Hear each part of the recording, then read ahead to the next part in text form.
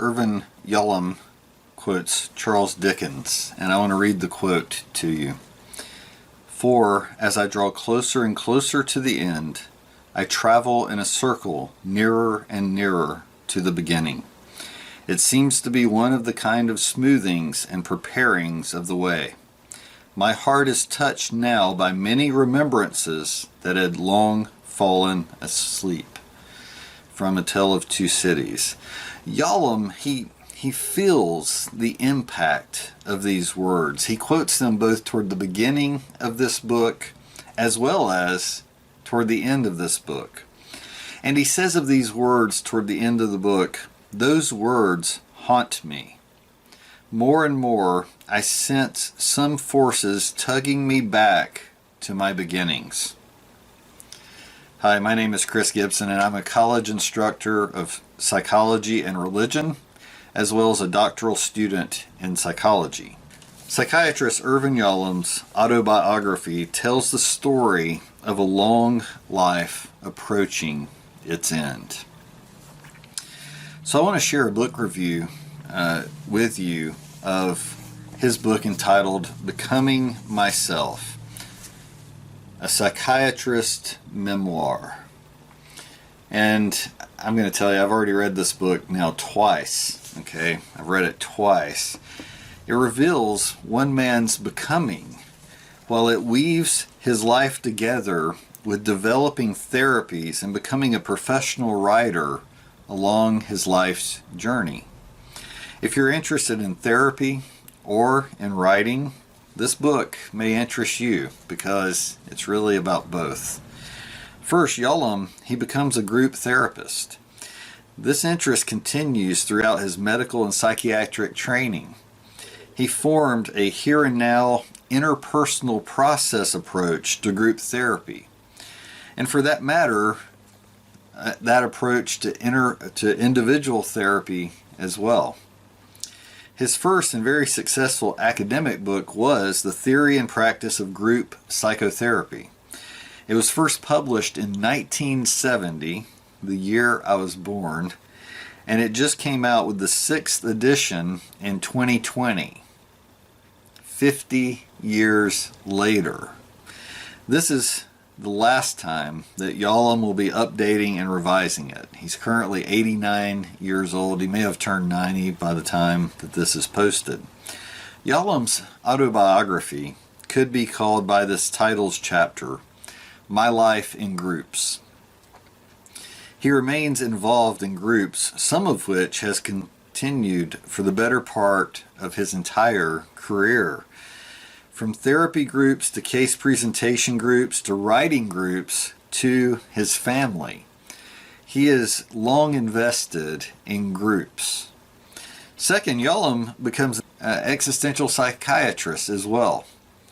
He traces his interest in existentialist philosophy in this book. He tells about taking philosophy courses during his residency at Johns Hopkins University and while as a professor at Stanford University.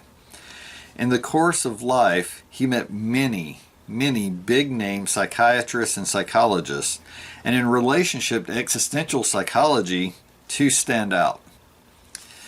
Yalom became acquainted with Viktor Frankl, which you may be familiar with the name. He was a survivor of the Holocaust and founder of what's called logotherapy. But he really got to know Rollo May.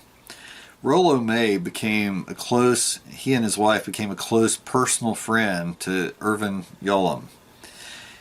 Yalom says this, he says, "Toward the end of my first year residency at Johns Hopkins University, a newly published book titled Existence by the psychologist Rollo May came to my attention." And he ends that quote by saying, "This book changed my life." Yalom developed this deep friendship with Rollo and his wife, Georgia, and he was actually there with them when Rollo died.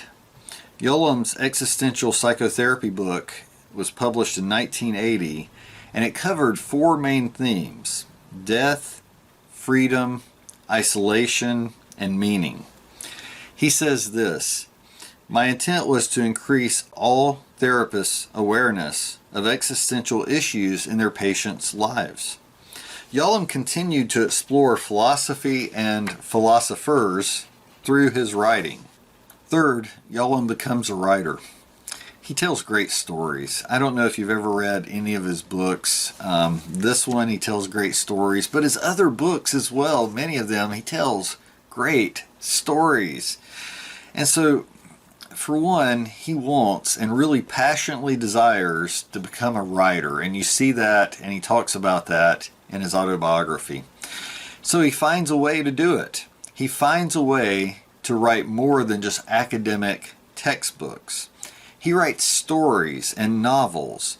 It began with a client and a therapist book. And he tells about how it came about.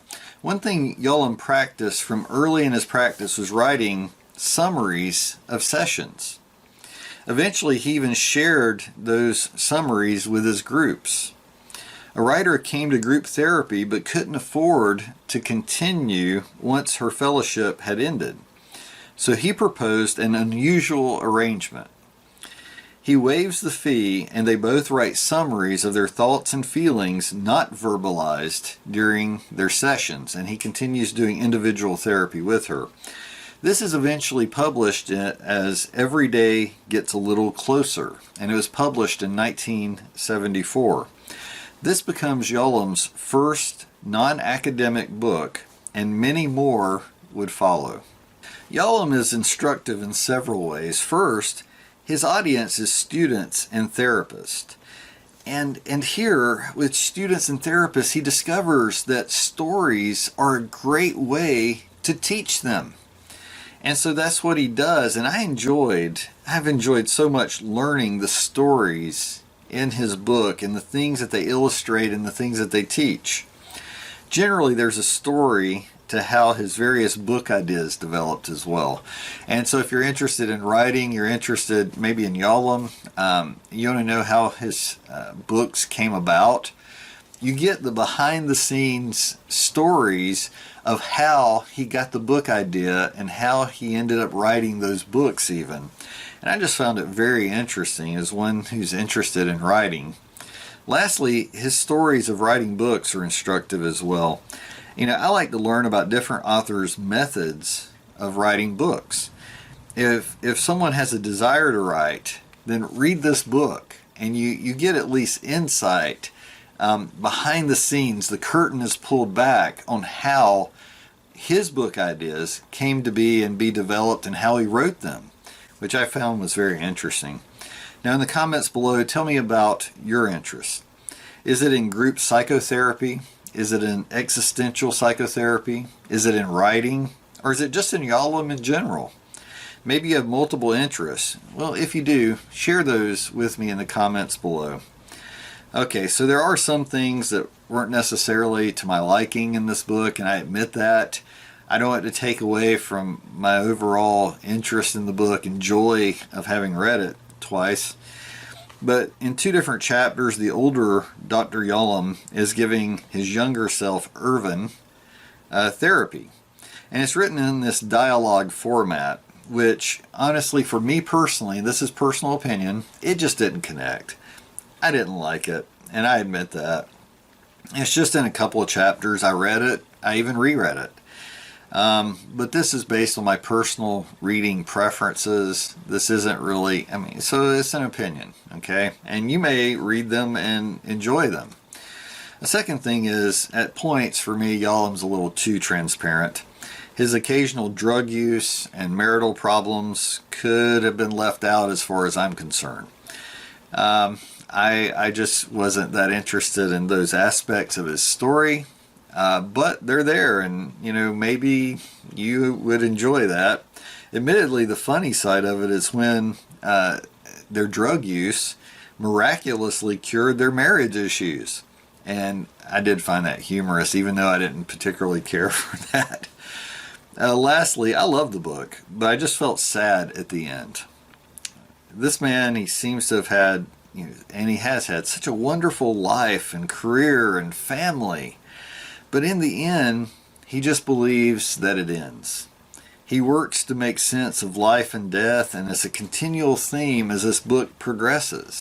But I just found it especially sad when he commented, "Fortunately, thank God, Marilyn is not a religious believer, but she has a secret yearning for the sacred, whereas I am a dedicated skeptic." This especially bothered me when I read of her death at age 87 at the end of 2019. And so for me, I admit, I just find it kind of sad with her passing and his view, their view of the end. He does respect those with religious beliefs and even mentions a friend and a client who are Christians. And I find it difficult because I do believe that there is an afterlife. There's more to this life than this life. And so for me, that was kind of a sad end. But having said that, I found the book so insightful and so interesting, and so many of the big names in psychology I've only read about, he knew them. And there was just so much there that I enjoyed reading. He's a great storyteller. So if you typically order your books through Amazon, please consider using my affiliate link below to purchase this book if you're interested and want to purchase this book. If you'd like to know when new content is published on this channel, please consider clicking on the red subscription button.